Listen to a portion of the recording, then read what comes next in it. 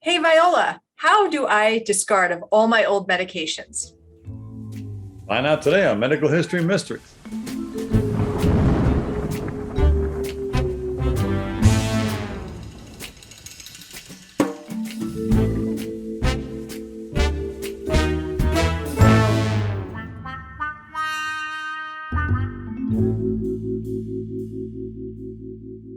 Welcome to Medical History Mysteries. So, if you were with us last week, you know that we were talking about expired medications. And I did learn that we should not dispense them, nor should we take them ourselves. So, if there's anything expired, you have to get rid of it.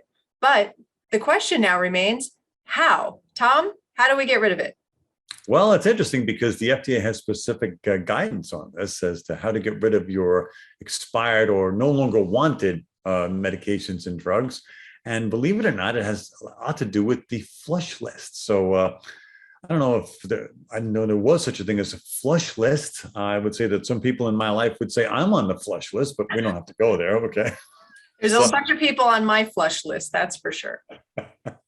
So what do you do with drugs and medications and stuff that are laying around your house that are either expired or don't want them anymore? You just want to get rid of them. You want them out of your house. Okay. So the FDA says consult on their website, fda.gov, right? When you search for disposing of unused medications, and the FDA says the guidance is to check the flush list. So go on their site, pop up the list, and if the drug that you're looking to get rid of is on that list, according to the FDA, it's okay to flush it, right? Let's say the drug's not on the flush list, because just looking at the list, I could see there are a lot more drugs on the do not flush list than the flush list, okay? So let's say it's on the do not flush list. Well, then the FDA has even more specific guidelines, which says what? Number one, you're supposed to take the medications. Now, they say do not crush the tablets or capsules because earlier guidance from other organizations said you should crush them, mix them in a food.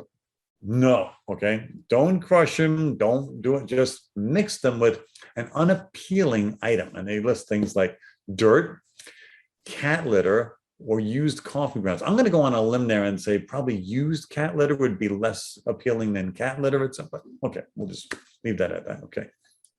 Then it says what? Place the mixture in a container, such as a sealed plastic bag. Makes sense. And then throw that container in your trash at home. But take the precaution of if you're going to throw away the empty vial or whatever packaging it came in, that if it has your personal information on it, make sure you get rid of it. That's what the FDA says as far as their guidelines. So check the flush list. If it's flushable, flush them. If it's not flushable, dispose of them according to according to the information on the website, according to the guidelines. But do me a favor, do Pam a favor, do us all a favor.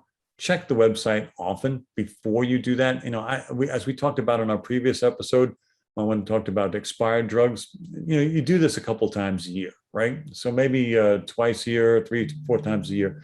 Look at what you have in your medicine cabinet. If it's going to expire before the next time you do your purge, then get rid of it now. But do check the list because I will bet you that the list does change, and I'll bet the guidelines do change as well. But having said all that, Pam, I do want to make sure I stress this. Just because the FDA says it's so, doesn't necessarily mean that your local municipality agrees with that advice. They're the ones responsible for maintaining your water supply and also your trash collection, or at least your landfills in your area. So make sure that whatever the FDA guidance was on that topic, on that drug, whatever, matches what your local municipality offers, because you may be doing good things by the graces of the FDA, but running afoul of your municipalities' guidelines for the disposal of medications. Another reason to black out all your personal information on anything that goes into your trash. Absolutely. Well, I go one better and I soak the labels off and then shred them. But, you know, some people might think I'm a little over the top on that. Your recommendations being over the top? Come on now. Just a little bit. Well, wow. So thank you for giving us extra homework, but at least directing us to a place where we can hopefully find a way to safely discard of any medications that we're not using in our homes and practices. So medical history mystery solved?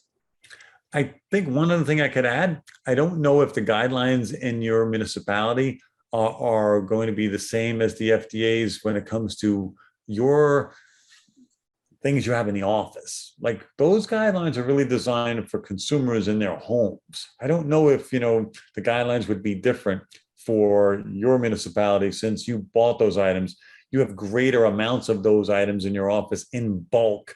Disposing of them might be more of an issue than the simple amount that I have at home as a consumer. So again, check with your local municipality to find out what the guidelines are for your area. Wouldn't it be nice if we could just return to sender and just bring everything back to our local pharmacy? I think the pharmacists out there, my brothers and sisters, would have a bit of a hard time trying to figure out what to do with all those return meds. So let's see if we can do it a different way. Okay, take matters into our own hands. I like it. So for Medical History Mysteries, I'm Pam Maragliano Muniz. With me always is Dr. Tom Viola, and we will see you next week. Thanks, Pam. Bye.